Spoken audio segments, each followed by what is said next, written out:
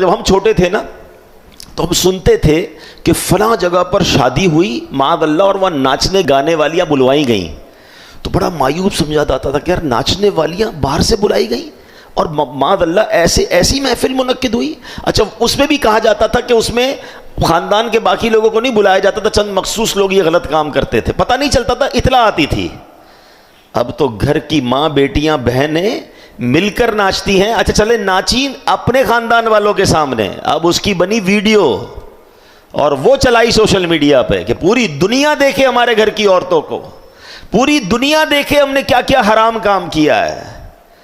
اللہ اکبر، یہ سوچ نہیں آتی کہ مجھے مرنا ہے، اللہ کی بارگاہ میں جواب دینا ہے۔ یاد رکھیے میرے گناہ کا میں ہی گواہ ہوں، تو میں جانوں میرا رب جانے، لیکن اگر میں نے گناہ کو ساری دنیا کو گواہ بنا لیا اور یہ سب دیکھتے جائیں تو مجھے تو ہر روز گناہ مل رہا ہے۔ ایسے کئی لوگ ہوں گے جو خود سوئے ہوتے ہوں گے اور ان کے گناہوں کا میٹر چلتا ہوگا، کیونکہ انہوں نے گناہ کر کر کے لوگوں کے لیے سوشل میڈیا پہ ڈالا ہوا ہے کہ آپ بھی دیکھیں، گناہ آپ بھی کریں اور اپنا گناہ بھی ہمارے سر ماریں۔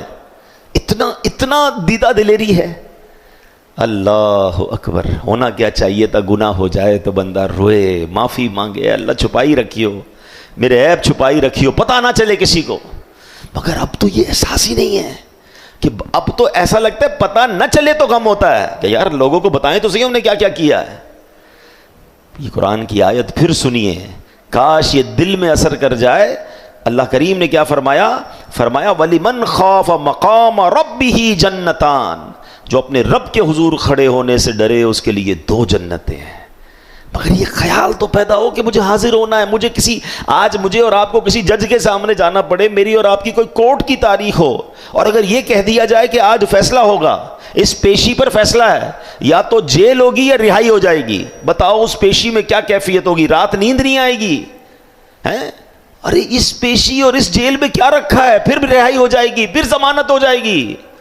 مگر جو اللہ کی بارگاہ میں کھڑا ہوگا وہاں فیصلہ ہوگا، یا تو جنت کا ہوگا یا دوزخ کا ہوگا۔ پھر رہائی کیسے ہوگی؟